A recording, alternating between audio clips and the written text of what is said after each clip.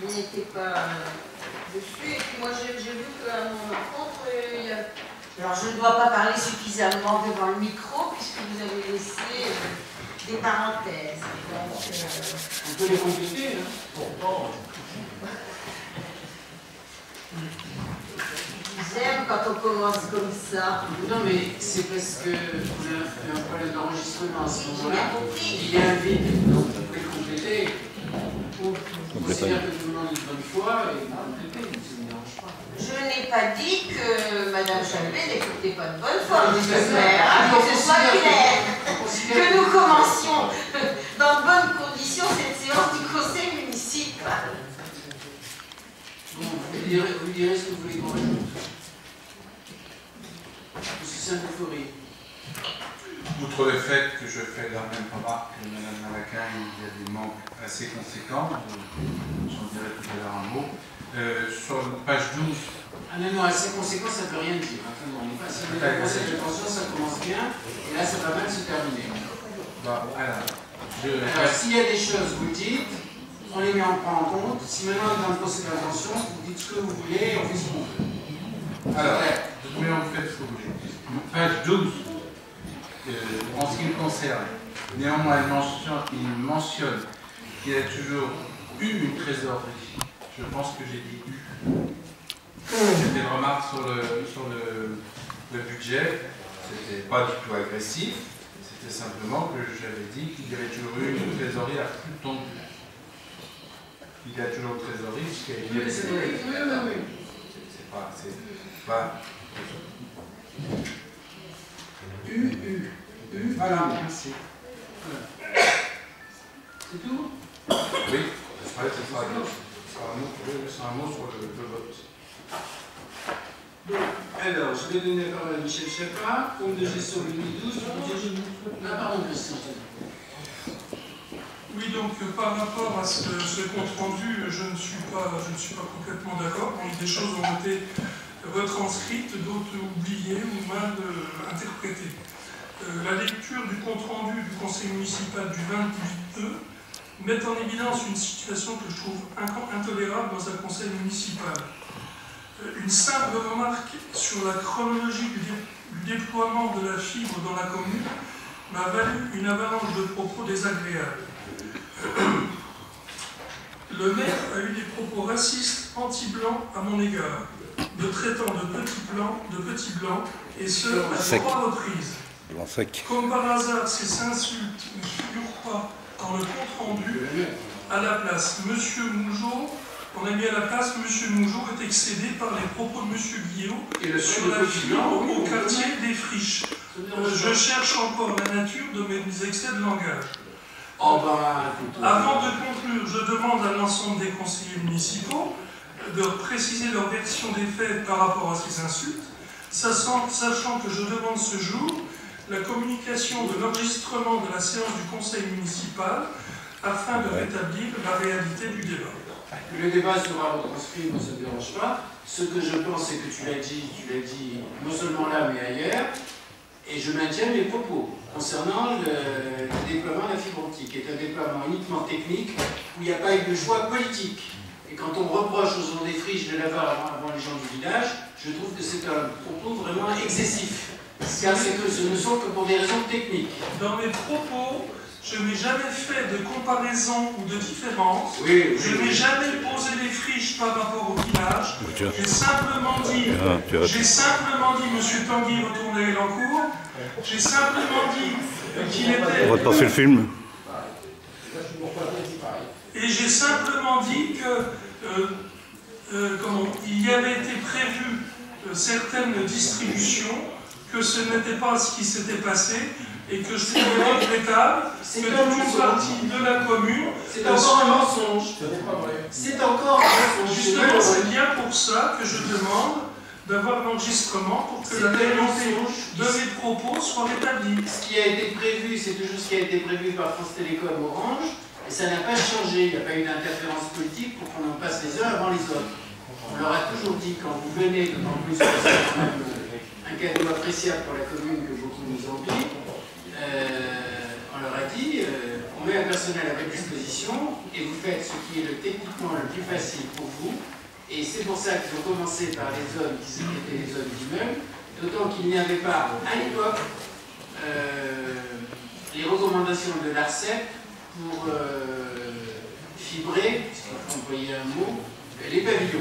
Donc on pouvait fibrer sans commercialiser. Le système de commercialisation a été signé en février de cette année, il y a 2 mois. Donc voilà, et pour vous rassurer, M. Guyot, je peux vous dire que ça va plus vite que prévu, que la fibre à Montport va plus vite que prévu, et c'est-à-dire que les services techniques de France Télécom, enfin d'Orange, travaillent plus vite que prévu, et comme il n'y a pas d'obstacle ni technique, ni immobilier, etc., les choses vont plus vite. Donc on gagnera facilement 1 an sur le calendrier originel qui était sur 4 ans, je crois. 5 ans. On arrivera à 4 ans et ce sera toute la ville jusqu'au bout, jusqu'en bas du bas. En fait, de toute façon, ce qui ne justifie pas de dire que j'étais en train de lire une déclaration écrite par d'autres, je me suis fait traiter de menteur, que ma politique c'est je me sers les autres ensuite. Non mais je peux... Enfin bon, ça fait beaucoup quand même. On va en avoir une illustration tout à l'heure sur le budget, tu l'as reconnaissé. Souvent, tu as une petite déclaration de préparée. Ben, j'ai certainement des choses à dire, oui. Bon, déjà, pour vous préparer, finalement, il n'y a pas de raison que vous ne nous comportiez pas comme le gouvernement actuel qui nous envoie dans le mur. Ça paraît logique. Ça va mieux avec bracasser quelqu'un sûrement. Allez, nous allons passer sur... Et vous pouvez dire... Enfin, je maintiens ma demande d'avoir l'enregistrement. Tu l'auras l'enregistrement. Eh bien, j'en suis satisfait. Mais seulement le témoignage de l'ensemble des gens du Conseil qui ont entendu la même chose que moi, nous avons été inspirés sûrement par le même état d'esprit. Alors, compte de gestion de Suzanne de Fleury. Simplement, donc, moi je tiens à dire que je n'approuve pas le compte rendu pour le principe qui est un principe général, c'est que je pense que soit on fait un compte rendu exhaustif et on met tout ce qui est dit, soit on ne le fait pas exhaustif et on l'annonce. Là, voilà, il manque des choses qui sont embêtantes. Et ça ne me semble pas normal, et pourtant je ne défends pas spécialement la personne qui est visée par ces attaques. Ok. Monsieur Saint-Fleury n'approuve pas ni ce compte rendu, ni les comptes rendus suivants jusqu'à la fin du mandat, puisque nous n'allons pas changer notre manière de travailler, parce que ça ne fait pas plaisir à M. Saint-Fleury. Non, mais... Tu peux éventuellement faire une procédure administrative. Si tu en as envie, ça ne me dérange pas. L'habitude. Alors, si on est là uniquement pour dire oui, ça ne va pas. Non, démocratie. Je trouve que les mots qui sont pas très gentils, soit on ne les dit pas, soit on les met dans le compte rendu, ils ont été dit, c'est tout. Donc, M. Saint-Fleury n'approuve pas, Mme Veil, vous approuvez ou vous suivez là? Bon, alors ça fait 2, et le reste, ça approuve. Je veux voir. Monsieur Guyot n'approuve pas? Alors 4. Compte de gestion 2012 du budget général, Michel Chapin. Au moins, pour cette délibération, vous n'aurez pas à approuver ou désapprouver, puisqu'on en prend acte.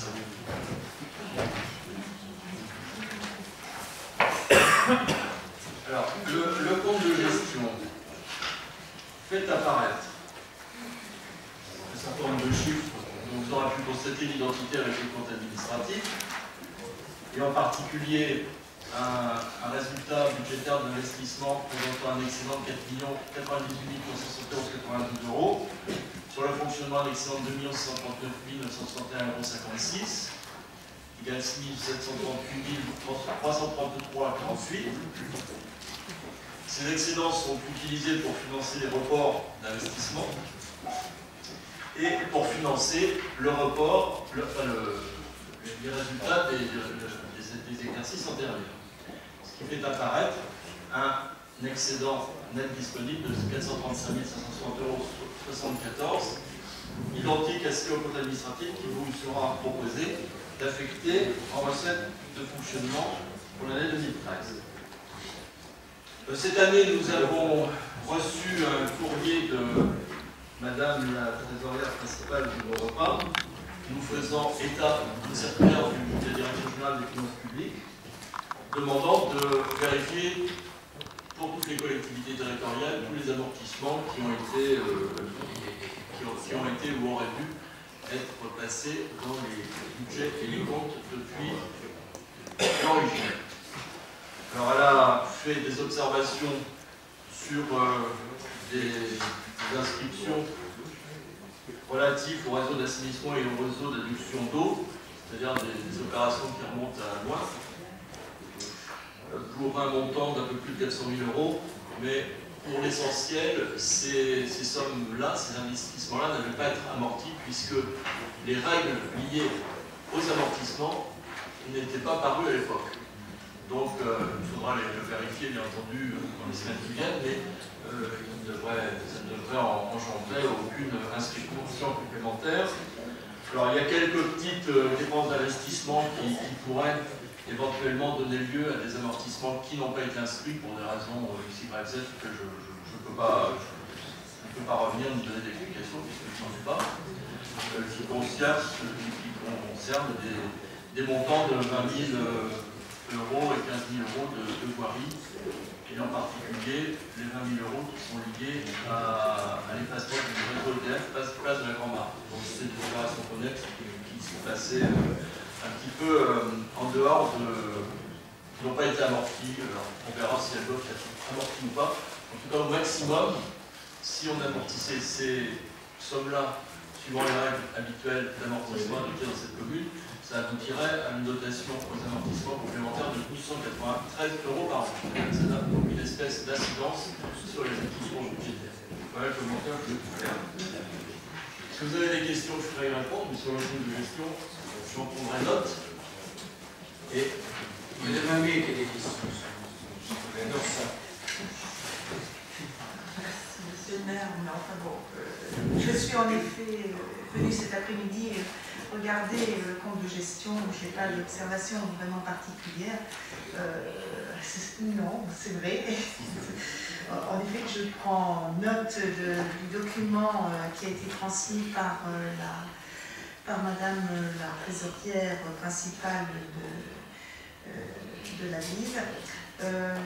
Il n'empêche que, bon, comme chaque année, je demande le compte de gestion, si on peut l'avoir en support papier, au moins que Nicole puisse en avoir un exemplaire afin qu'on puisse plus facilement consulter le document, l'éplucher, parce que là, c'est vrai que c'est fait quand même,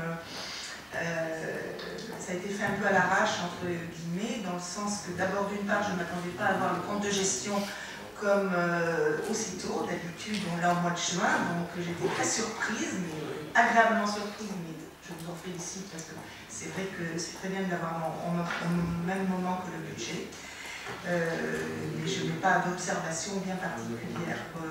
Je prends acte, moi aussi je prends note que c'est des écritures qui sont à reprendre depuis l'origine. Bon, si l'instruction comptable l'exige, il n'y a pas de souci. Bon, moi je n'ai pas d'observation. On va se taire, rien du tout. Ok, bon, on vous donnera un compte de gestion, je crois qu'on a 3 saisons exemplaires. Éventuellement, quand vous aurez fini d'étudier en tous les côtés, vous nous rendrez. Parce que c'est un document comme ça, aussi épais que ça. On en a 3 exemplaires papier. C'est juste, bon, écoutez, moi je l'ai regardé là, cet après-midi, mais c'est juste pour l'année prochaine, si on peut l'avoir, en avoir un exemplaire. Voilà, parce que je ne vais pas revenir, moi je ne vais pas le rééplucher, hein, je vous assure. Ça va. C'est juste pour les années à venir. Merci. Je peux dire quelque chose juste, c'est pour vous dire combien il est difficile pour la minorité, je crois qu'on est tous d'accord là-dessus, dans la minorité, c'est que recevoir les documents vendredi, et encore on les a eu vendredi, c'est-à-dire dans les temps réglementaires, pas de problème, mais 35 points, enfin 34, pardon, à l'ordre du jour du Conseil, plus le budget 2013, le compte administratif, le compte de gestion, etc., je peux vous assurer que c'est un vrai marathon pour la minorité et que nous n'avons pratiquement rien fait d'autre depuis vendredi dernier. Voilà. C'est un petit préambule, mais c'est pour vous montrer qu'il est très difficile de de travailler dans ces conditions. La majorité n'est pas soumise au même rythme parce que vous travaillez en groupe, vous avez des bureaux municipaux que nous n'avons pas, donc vous êtes au courant, vous avez des commissions auxquelles nous n'assistons pas, et donc je vous assure que c'est un véritable marathon. Je l'ai déjà vécu moi-même, donc je sais de ce dont vous parlez. Il y a longtemps, monsieur le maire. Eh oui, j'étais plus jeune et vous aussi d'ailleurs. Mais... Merci pour la sympathie. Elle dit il y a longtemps, elle dit il y a trop longtemps. Donc, compte administratif. Ah oui, il faudrait peut-être le vote.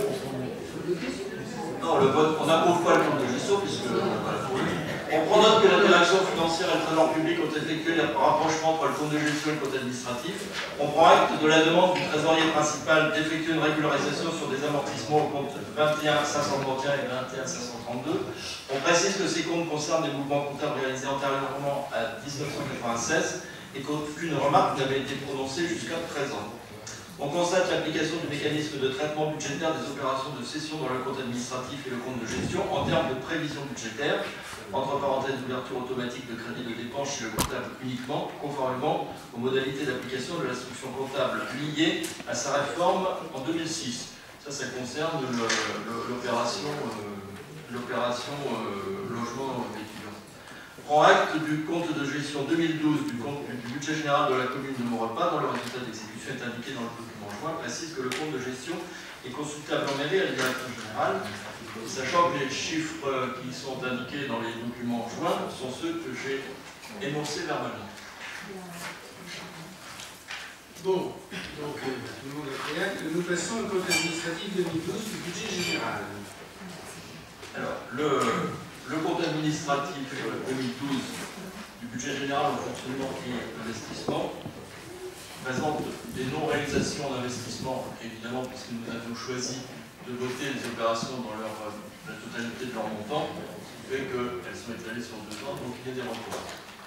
Pour ce qui concerne le budget de fonctionnement, les dépenses et les recettes, vous constaterez que si vous avez le temps, si vous ne les avez pas encore eu, si vous le prenez ultérieurement, d'éplucher les différentes feuilles, vous constaterez qu'il y a des moindres dépenses à hauteur d'environ 500 000 € qui se décomposent de la manière suivante. Je prends les grosses sommes, je ne vais pas dans les détails. 127 000 € liés à la gestion financière, c'est-à-dire ce sont des provisions pour charges financières qui n'ont pas été consommées pour la raison que je vous ai déjà expliqué lors des commentaires que je fais pour le débat d'orientation budgétaire. Il y a des moindres dépenses pour les dotations aux syndicats intercommunaux et autres, et aux salaires, pour environ 50 000 €. Il faut dire que les salaires, la masse salariale est exécutée à 20 000 € près, en dépenses. Pour ce qui concerne les charges générales, il y a environ 210 000 € répartis ici et là, donc je ne fais pas de commentaires. Il y a les 60 000 € qui avaient été votés pour la micro-crèche et qui n'ont pas été consommés en 2012, puisque la micro-crèche a ouvert un peu plus tard que ce que nous avions prévu. En tout cas, ils sont donc réservés dans la même structure budgétaire qu'en 2013 et n'impliquent pas de financement complémentaire net. Et puis enfin, il y a 90 000 € liés aux ICNE, les intérêts bruts non déchus, ce sont des inscriptions comptables incompréhensibles et inutiles. Ça, c'est mon commentaire à moi. Et aux imprévus, puisqu'on n'a pas consommé tous les imprévus. Ça fait 150 000 € qui sont pas liés à des marges qu'on s'est données ici et là, sauf la micro-crèche, elles sont mieux que moi en 2012.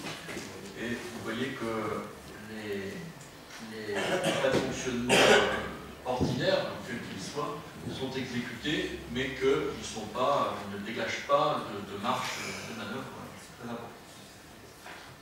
Pour ce qui concerne les recettes, nous avons là par contre des recettes supplémentaires liées à la fiscalité. Ce sont des rôles supplémentaires que nous avons au cours d'année, voire en fin d'année, liés à la taxe d'enlèvement des ordures ménagères qui a rapporté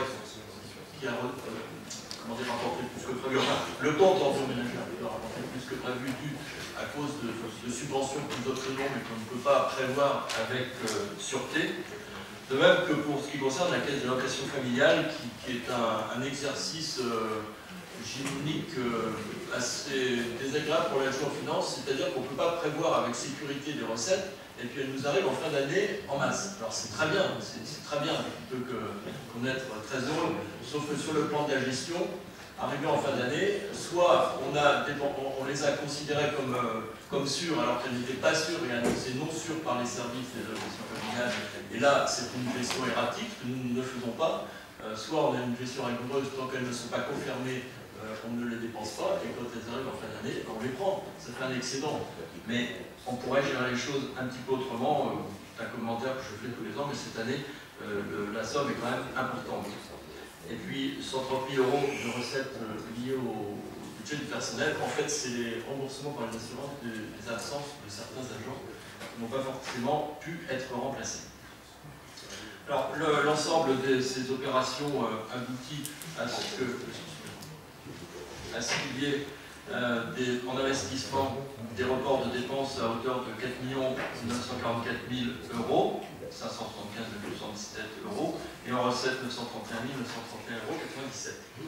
Et pour ce qui concerne l'ensemble des opérations, l'excédent dégagé de 435 568,74 €, on vous propose d'affecter aux recettes de fonctionnement pour l'exercice 2013. Je ne peux pas aller plus loin dans le détail des chiffres parce que c'est un peu corporatif. On va faire répondre aux questions si vous en avez.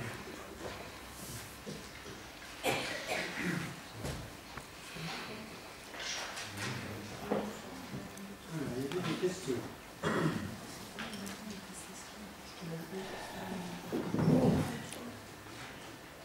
Concernant justement les prestations familiales, le montant exact, c'est celui d'1 292 000 ou pas? C'est là-dedans, ce compte-là? Vous l'imputez dans quel compte? Dans le 7063, c'est ça?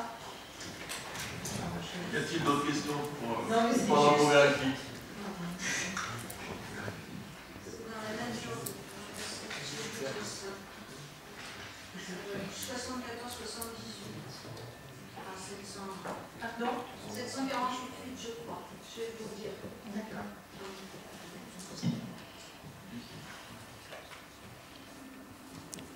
C'est ça. 747. Ce sont des rattachements, c'est-à-dire c'est vraiment arrivé en décembre. D'accord.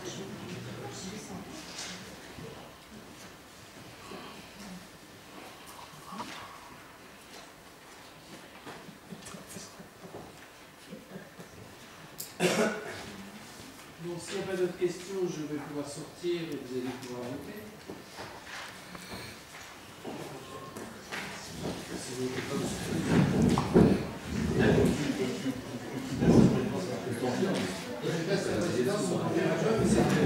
Non, il faut que le conseil. C'est de l'ouvrage.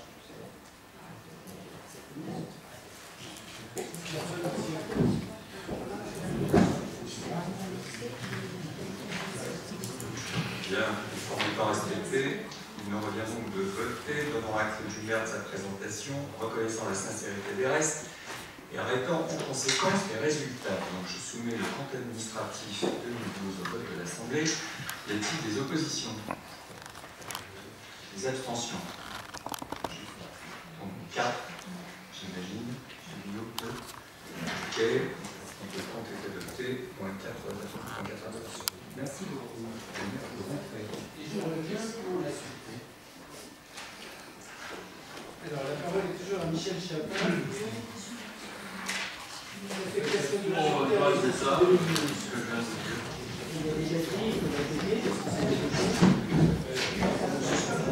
Alors, je vais vous lire la délibération en son entièreté, qui évitera les... Alors, le résultat donc du compte administratif de 2012 aboutit à ce qu'il y ait un excédent de fonctionnement capitalisé à hauteur de 2 667 686,89 € affecté en recettes d'investissement et un excédent de 430, le sol 435 560,74 € en recettes de fonctionnement.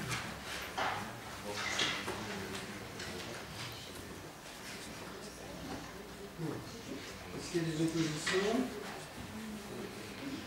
D'abstention? Unanimité pour ce mécanisme. Alors, le budget général. Le budget général. Le budget général qui vous est présenté, il est parfaitement conforme à ce qui vous a été présenté lors du débat d'orientation budgétaire.